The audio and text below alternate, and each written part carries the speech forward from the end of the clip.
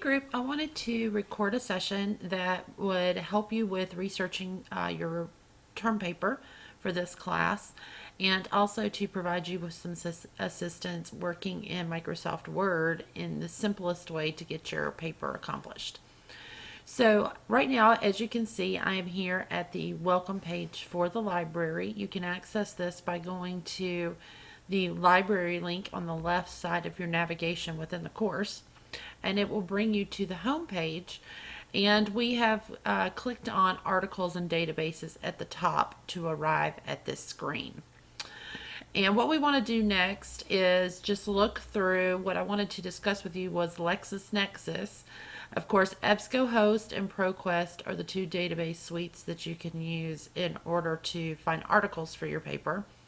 When you are searching in those, it is recommended that you choose full text and the peer-reviewed block so that your articles come back with validated research. But today we're going to look at LexisNexis. And if I click on that link and go into the LexisNexis page, I'm going to come up with this screen. Let me just blow it up a little bit. And what you want to do is focus in for the purposes of this class if you're doing a company paper right here. So if I were to type in part of a company name here in this box and click go, it's going to return to me all of the companies that have that keyword in the title. So here is the one that we want, which is usually going to be placed first. You always want to make sure you're choosing the parent company and not a subsidiary. So we're going to click on Apple Inc. here, just for our example. And when this loads, you'll see that it's giving you a snapshot overview of the company in general, which will provide you with a lot of good information, including the history of the stock price. But you can also come down to the financials and click on the overview for those, and it will provide you with the last 3 years of complete financial statements. So at the top here, you'll see the balance sheet information, and followed by the liabilities, which are part of the balance sheet, and then last the income statement and cash flow statement. So this is a very quick way to find your financial information, and it also allows you to download this straight into Excel. So that is a good resource to use for your paper. The other source that I wanted to show you in order to work on maybe this paper or with your previous or your assignment that you're going to have in week 7 is the World Bank database.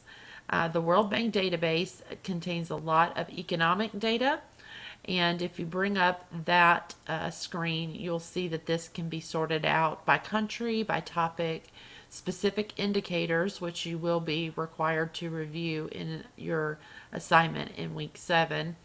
And you can just kind of go through and look at all of the different topics that they provide you with data regarding. So if we wanted to go to economic policy or education or the financial sector, or you wanted to know something about development, all of these have their own set of data points within each one.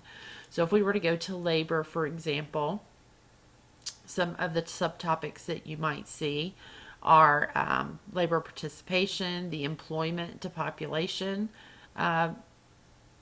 data, the GDP, unemployment rates, and it also will provide you with graphs in order to explore those further. So all of these are active links.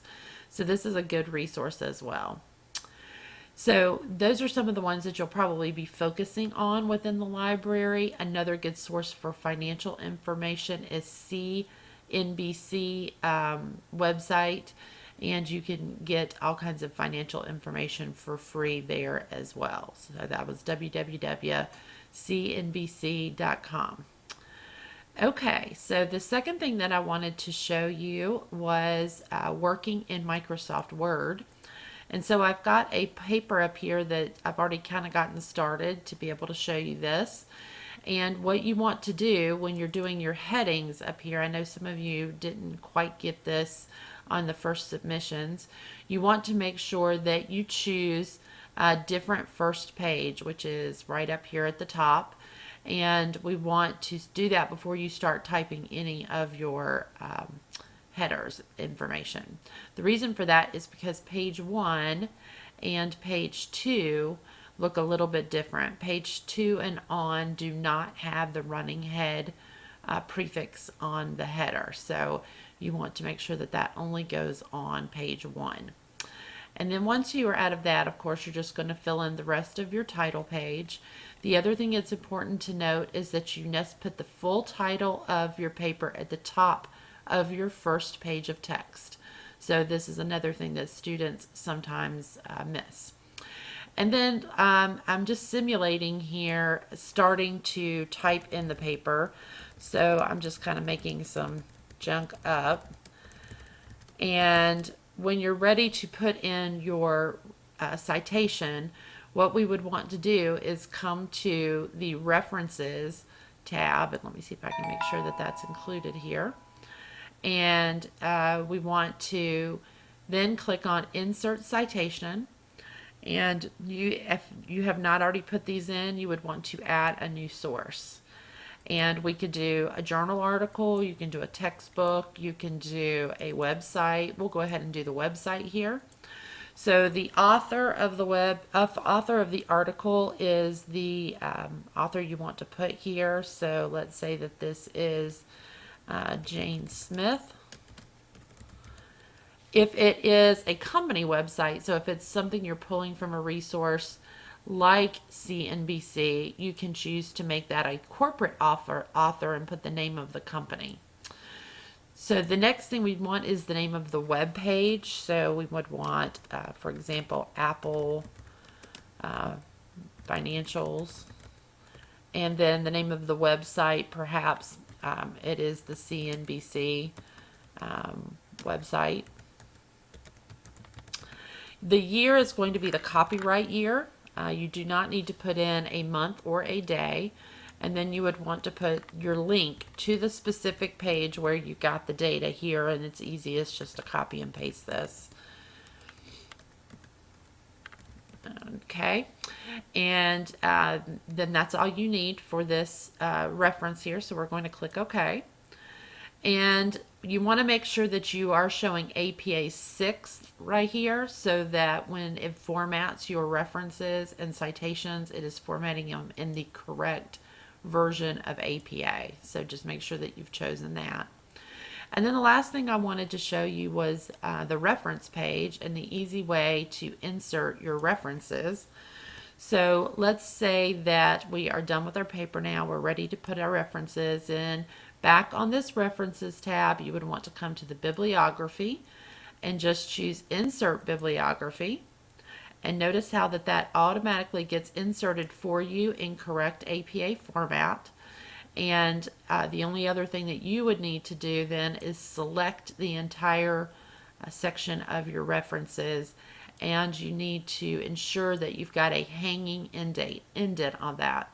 So you would want special here to say hanging, no spaces between your lines before and after, and then you want double spaced here for your line spacing.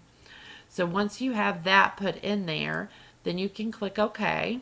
Let me see if I can get this. It always kind of catches.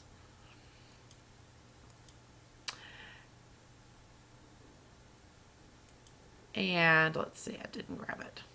There we go. And that will format your reference page correctly so that your references are in alphabetical order and are formatted correctly. If you have any other questions regarding any of these things that I've shown you, feel free to get in touch with me. I'm always available to help you.